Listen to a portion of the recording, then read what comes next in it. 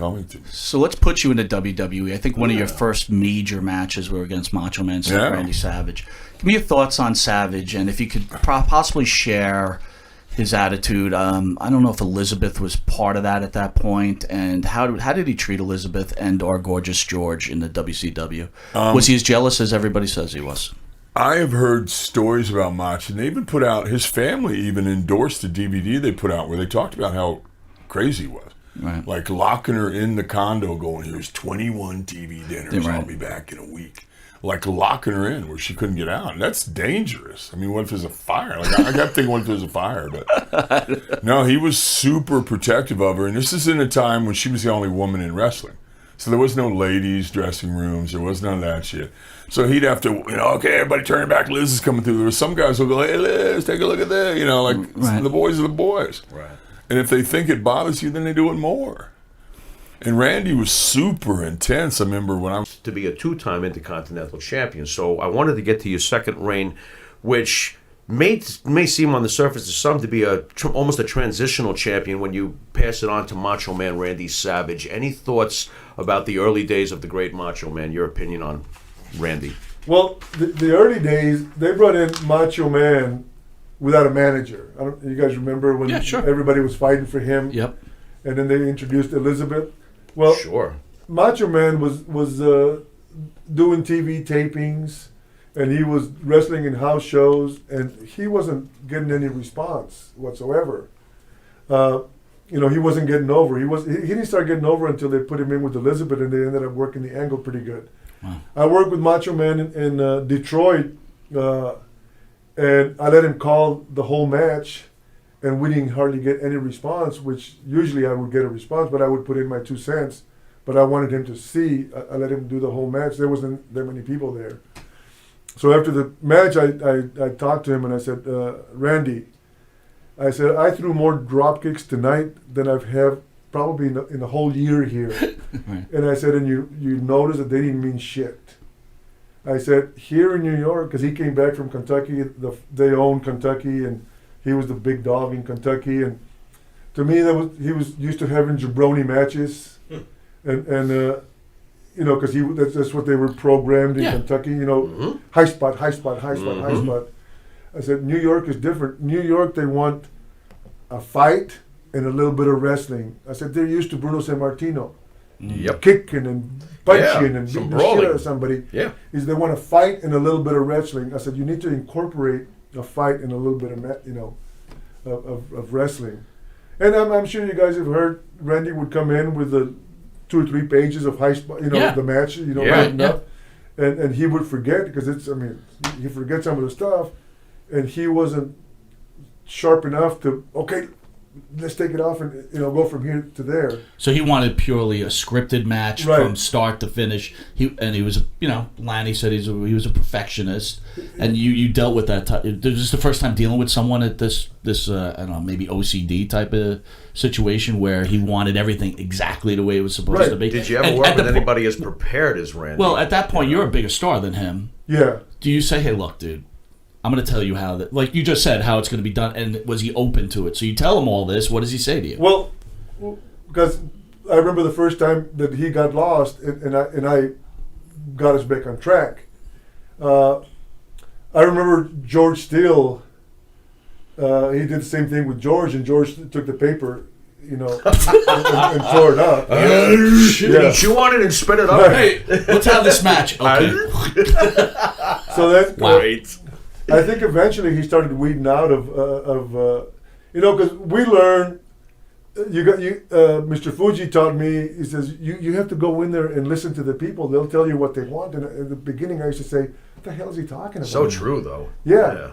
He says, "Listen to the people. Just they'll tell you what they want. They'll tell you everything." And that's why Jesse the Body was so good. The people want to come here and they want to be part of the show. So. Look at the people and, get them involved, in the match and messing around with the people in the front row and stuff. It took Randy a while to master that, but he turned out to be one heck of a heel. Oh boy! But I think the fact, they did it perfect. you know, the Elizabeth introduction was needed. She was as big as a star as he was, and there's nothing wrong with saying that, right? She was. No, You know, not at all. it's great that you talk about her, though.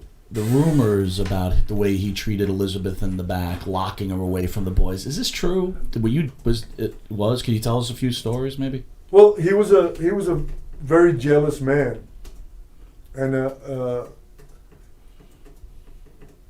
understandably, because the wrestlers in general. I mean, you guys know. I mean, how many wrestlers have lost a wife to another wrestler? Yeah. I mean, to me, that's as low as it gets. Yeah, it's tough. You gotta. I mean, God, I mean, move into somebody. So he had a right wife. to. He had a right to feel protective. He was just over Right. the top. Yeah. Is that what you're saying? He knew the business, but he was extremely jealous, and he'd lock her up in the room, and you had a secret knock. I remember there was a guy. His name is Mark in Tampa, in Toronto. And he forgot to knock and he opened the door and scooched him. He says, "I told you the secret knock." You know. So the secret knock. Secret knock. Oh my God, that's the knock. Right. Wow. So you know, he was definitely overprotective, and I mean, she was a beautiful woman. Tense man. Now, did you ever interact with her? And No. No. He didn't let anybody talk. Just couldn't even talk to her. No. I mean, I did team up with him, me and Rick, and 6-man tags, and we would talk a little bit over the finish and stuff like that. But that was it. There was no much interaction. That's why I was totally surprised, the way it turned out at the end. Where all of a sudden, I was with Randy Savage in Erie, Pennsylvania, when he got served with papers with divorce papers. Oh my God. And I mean, he was devastated. He left and went to Florida that night, and I'm sure you guys know the little heat there with Hogan. Sure. He blamed Hogan because supposedly she was. I mean, you hear a lot of crap, but supposedly she was having an affair with a policeman in Tampa, and she was having an affair with the guy that was making the movie with Hogan in Miami.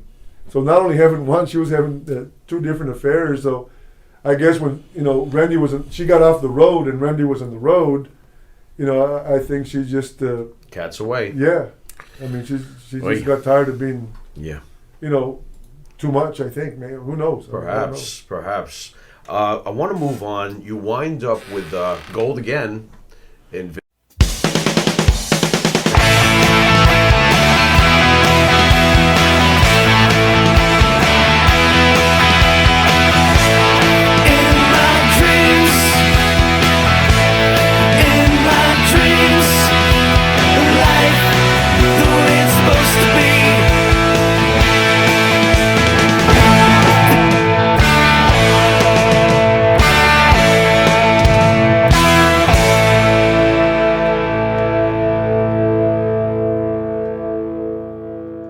You're talking about Ric Flair. We had Lanny Poffo in yesterday.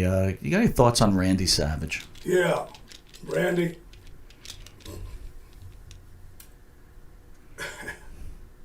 Yeah, guy. I went to work for him and his daddy down there one. ICW. Yeah. He he said Randy this, Randy that, Randy was Randy. And Randy was a talent. And that Macho Man fit him real good. And he was very decent and very damn respectful to me. And we worked together, we worked against each other, everything. Got along good, And, he's a legend. I'm just curious, by any chance, because you were both at WrestleMania 3, obviously, and that was, of course, when Randy and Ricky the Dragon had that very famous match. I was curious, were you in the locker room afterwards? Like, was there a buzz in the locker room? Like, did you just see what these two just did? I mean, was there a buzz in the locker room afterwards? I've been seeing them do that a few months. Okay. I was working all around the country. So they were prepping for this, right? Yeah. And for the international and all that, You know, Is, them boys is talent. is there any truth to Randy with the whole Elizabeth thing, that he would lock her away and keep her away from the boys? Was he over jealous, or was that just kind of a made up thing? Hell no. People getting carried away with those stories. Yeah. Maybe he was a little overzealous with her. I just don't understand why she hooked up with Lex. Okay. Speaks the rumor of, we've had Lonnie Poffo in studio, good friend of the show, great guy. Yeah. Randy Savage sleeping with Vince's daughter Stephanie. True? Not true? True. Okay, go ahead. True, that's it? No. So Vince, Unbelievable. Randy Savage. Icon. Here, all speak well of you and your brother and your family. I mean, Yep. you guys are all iconic. But the one thing they do stand by is that Randy's treatment of Elizabeth. I don't want to even really go that route. I want to ask you your thoughts on Elizabeth Does it Hewitt. bother you that you hear a lot of Well, this? I know. I want to ask him what he thinks of Elizabeth as a person. I believe Elizabeth needs to be in the Hall of Fame right now, Sure. and the fans are going to demand it, and that's when it's going to happen. Okay, now about the people who like to speak ill of the dead, after Pat Patterson dies, I'm going to give it up. Okay? Regretfully, he still has a pulse. So as soon as the clock stops, I'm not going to speak ill of the dead. But that didn't keep Pat from going on the DVD and speaking ill about Randy. Right. Okay, two wrongs don't make a right. But here's what I'm going to say to answer your question. What was it? I can't remember. Well, the question really wasn't about Randy and his treatment of Elizabeth. I just pointed out the fact that some wrestlers have high respect for Randy, high respect for your family, but did feel that he was a bit jealous. But that's Okay. that's not the question I'm going. In the down. DVD with the Macho Man, Jerry Lawler went on and on about how jealous and obsessed Randy was with Elizabeth, and he was very critical. Okay. And to that I would like to say, Jerry baby, how many times have you been married? Once, twice, 3 times a marriage, and But put zeros under that. And by the way, go on Wikipedia and see if Jerry Lawler's life reads like the New Testament. No, it doesn't. Something about, I know WWE has a zero tolerance for such shenanigans, but if you don't believe me, go on Wikipedia and read it. I'm kind of going down this road. Did Elizabeth make Randy feel that way? You know, you get involved in relationships. Did she give him reasons to be paranoid? You know, was she just this Or way? was the locker room itself and it reason enough made to be him paranoid? that. It just made him that way. I mean, Okay. look, if When you're you're drastically in love with someone and they, they're roaming around, it could be tough. And I'm not saying she was. I'm asking the question. We're asking, yeah. Okay, I'm going to answer your question. Sure. And feel free at any time punch me in the face because most No, wrestlers don't do. feel free. I'm Now, listen, I'm going to be the No. first guest that has not punched anybody in in, a the while. face. That's what I'm Yes, talking we're about. going to have a while. non-violent thing. And this thing doesn't work anymore. I think Miller's uncomfortable Okay, right now. but here, Just get closer to Miller and hopefully it'll get struck. No, I'm good. do you want me to answer this question? No. I do. All right. Okay, if I Wait point, a minute, hold on. You said no, don't answer the question? Hey, Miller, No. if I point my finger at you, guess what? 3 fingers are pointing back at me. See him? Yep. 3 fingers. see right in that If you reflection point your on finger, 3 fingers are pointing back at you. Okay. They think that Randy locked Elizabeth in the closet, but guess what? They don't know if Randy locked Elizabeth in the closet because they didn't have the balls to open the door while Randy was inside. But now that he's gone, they have the temerity to come on shows like this and speak ill of the dead. Well, guess what? If you lie about my brother, I'm going to tell the truth about you. Got it? Nice. And look at this. Look at it this way. How many times have you been married? Ask yourself. Go in the mirror. Ask yourself. And ask yourself this. When's the last time somebody made love to you and meant it?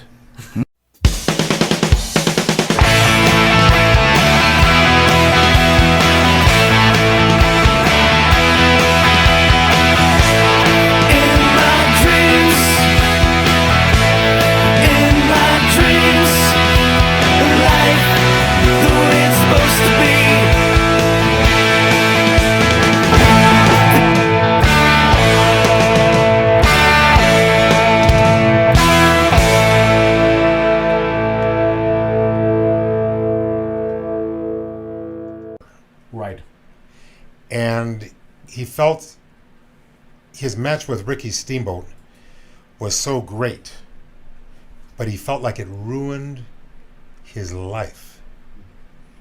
I felt it ruined his life because he was OCD about trying to have a better match than that, and he couldn't. And the reason he couldn't is because 50% of that match was because of Ricky the Dragon Steamboat. Right, Sure, exactly. sure. And I'm sorry, without a great opponent, Sure. not that the other opponents weren't great, Right. but This was a special. Ricky Steamboat was a phenomenal Oh, babyface athlete yes. with unparalleled skills. Yes. And you know, if Yeah. you can't admit that, you need to go back and watch the video. Okay? Yeah. So he kept trying to top that match, and he never could. And it just frustrated him that he couldn't do it. So he's announcing, and he's starting to realize that Shawn Michaels is emerging as the greatest talent in the WWE, whatever it was. At the time, but getting to be close to being WWE. Go on. So he called me up at like 2 in the morning, 3 in the morning. I don't remember what it was. Hello, this is Randy.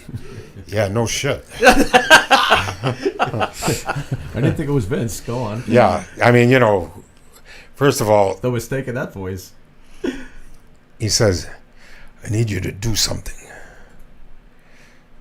Because I had a computer with one of those, you know, you've got mail, you know, back in the old ancient I days. still use AOL. Holy, Quiet 20 down. years ago, Batman. Go on. Yeah, this was back in the old days. Yeah. I need to find me one of those champagne bottles that you can break over somebody's head, and I think I found something in Van Nuys, California, those pretend champagne bottles that are breakaway, you know, that they use in whatever vaudeville or movies or stage plays or whatever. Yeah, props. Yeah. Prop. Because if you do it with a real bottle, you're going to kill somebody. You know, that's a murder weapon right there. Right. So Or bad pizza. he says, find it, but don't pull the trigger. Don't buy it yet. Just find out where it is. So if we buy it, we got to do it in a hurry. So he had a 2-year plan, him and Shawn Michaels. He was going to drink some champagne to Shawn Michaels' career, and they would put their glasses together, say cheers, I like where this is going. and then he was going to take the bottle and break it over Shawn's head. Little That would be great. little red stuff coming out, That would have been great. and then it was going to be the Hatfields and the McCoys, the feud. Every week, something would happen. Something would happen. I'm going to get even with you for what you did for me. Boom! I'm going to get even with you for what you did with me. He had it all lined up. He thought he was a meticulous man. He thought he was brilliant, and he had a sense of what the people wanted for entertainment.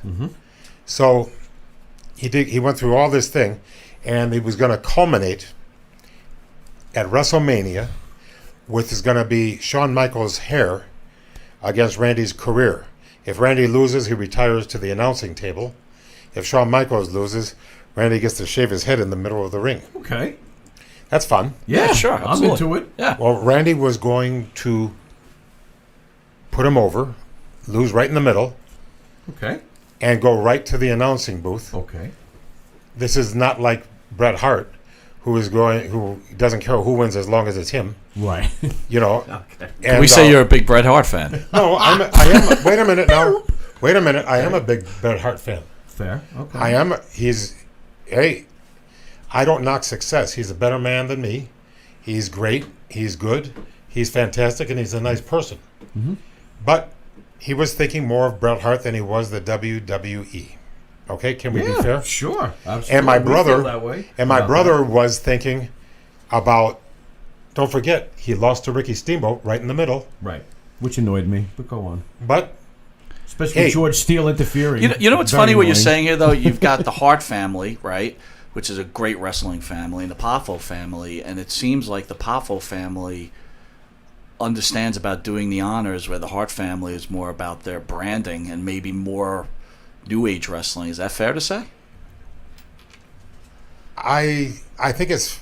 If I understood what you said, it'd be even fairer. Okay, so let's try this again. right. So the Hart family is about themselves and about taking care of their brand, where the Poffo family's about taking business. care of the business. Yeah, That's what it I'm sounds getting like. out Well, of this. Especially if Macho was willing to do the right Randy- thing by Sean, and Brett was like, no. Randy's version of selfishness was that he had his greatest match at his final match. You see what I mean? Sure. That he went out with a bang. Right. And who wouldn't want to do that? You know what I mean? Yeah. And then have people say, well, which match was better, his match with Steamboat or his match with Shawn Michaels? Right. But Pat Patterson told him, Oh, here we go with him again. Go on. Tell me, says, Sean. Randy, thank you, very good, but Hold on, I got some music.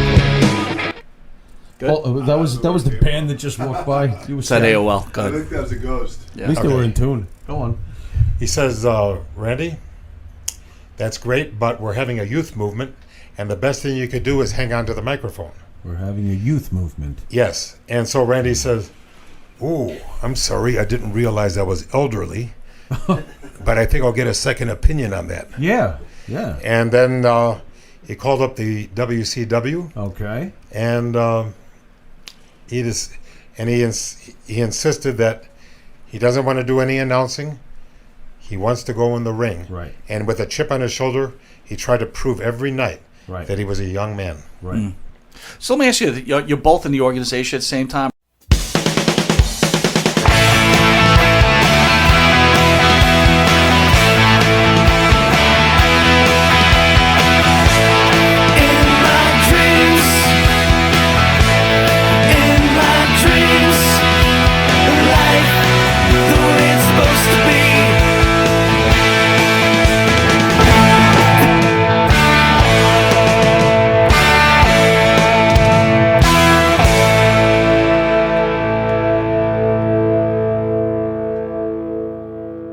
We're going to clean it up. Yeah. And hate to be negative. No, I don't glad think you're you negative got at to all. say what you wanted to say about Okay, it. well, you know something?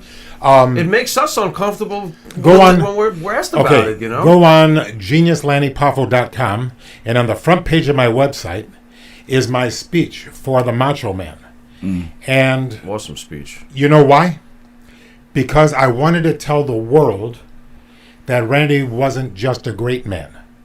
Oh, he was a great man, but not just a great man. I wanted to tell what a good man he was. What a good man he was. And what a good man you are not.